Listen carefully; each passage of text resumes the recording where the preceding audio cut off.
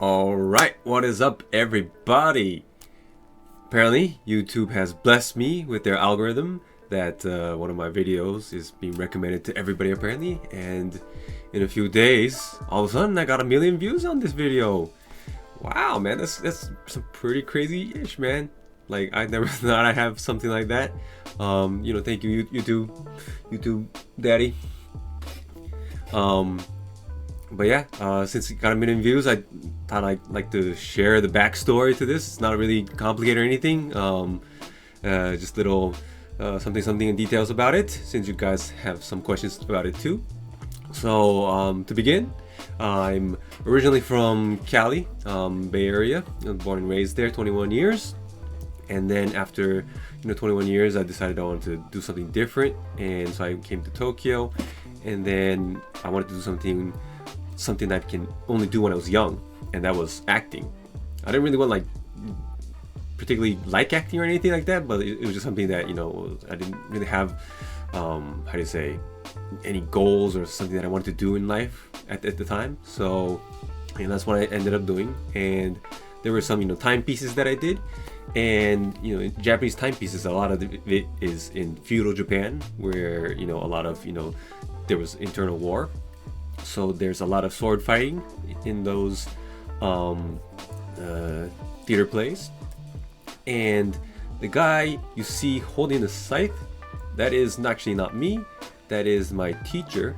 He's only a few years older than me, but he was actually already a veteran of action choreography and stunt work. And the other guy who's holding the sword, the wooden sword, is another friend, and he was also a student of that guy, and I'm the one who's actually filming it. So I'm not in the video actually. But yeah, those two were one guy's the teacher, or the sensei, when you say in Japanese, and the other guy was his first protege. He was the one that was learning the most. And I was one of the random guys that was learning the basics and stuff. And so the guy who's holding the scythe, he makes most of his own props, like weapon props. He usually makes swords, but he has the scythe, and he has some other crazy weapons that he wanted to use in his plays or choreography. And he made that. He wanted to use it just for fun. So we went and rented a room somewhere for cheap, and decided what we can do with it. And that video that you've seen is what we came up with. Just very, very simple. We kind of did it slow because the thing is big.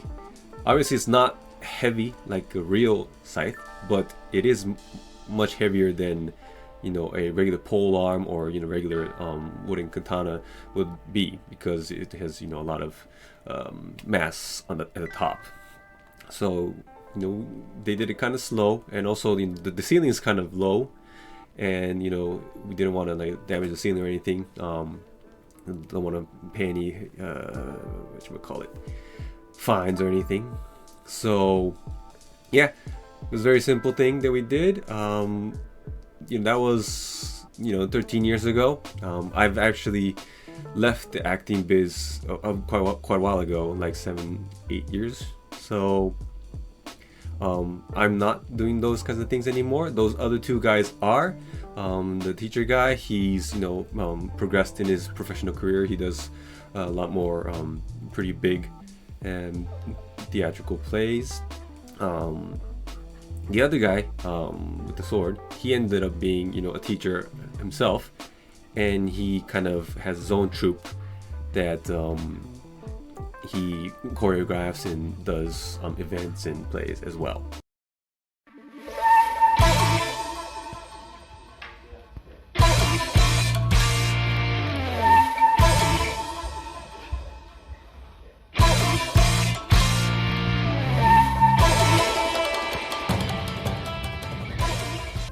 Alright, so I'm reshooting the end of the video because while I was making the original video for 1,000,000 views, there was another 1,000,000 views in like about the time I was making the end of the video, and now it's at 22 million. That is insane. That's crazy. In just 1.5 days. The original one took like 3-4 days to get to 1 million, so the snowball effect is pretty crazy. There was a lot of people that was wondering if I could do the swinging the scythe again and stuff, but obviously, as I said earlier, I'm not part of that biz anymore. Those two guys are, but since I don't do it, I could ask them to let's get together and I'll shoot a video and upload it to my channel again, I guess. But during COVID times, it's kind of hard for me because I have a family now. I don't want to jeopardize their health too much right now. But once COVID is a little bit more stable, or at least gotten a little bit close to being contained, that'd be a good time probably to finally meet up with a few of them and do maybe a little sequence again for you guys. After I left the acting biz, that's in the gaming space is where I have a career now. I work at a PC gaming peripheral company and I manage the products. So that's something I can't provide the choreography stuff alone in this channel, but I can do that maybe once in a while if there's enough demand still for it from you guys. One thing for all the old timers who were here like way before all this, I'm not gonna do fighting game stuff pretty much anymore because I don't really have time to play fighting games or practice fighting games. And for me, even though I game, it's much easier to play PC games where the skill is easier to transfer from game to game, or easier to just play casually. It's very hard to even play casual fighting, especially after you've been competitive a little bit at least before. I'm still have a lot of contacts with the people in the FGC, like Mark Mann and the Topanga people, like Tokido and Mago and all those kinds of people. So if I ever wanted to do it again, I'm sure I could do it, but I just don't really have the opportunity. Just like the choreographing stuff, it's not within my flow right now. So sorry to both people who were expecting maybe choreography or maybe more FGC stuff. That's not something that I'm active in anymore. Some content that I could probably easily make is just like reaction videos, but that's, at least in my view, I'm a pretty mellow guy, and usually the really like eccentric, like over the top reaction guys are like the popular ones. So I don't know if that's something that I would really do, but I like to consume media a lot, especially game media, because that's part of my job. So yeah, you never know what might happen. Thanks to everybody who's watched. I'll leave the other two guys' socials and stuff in the description.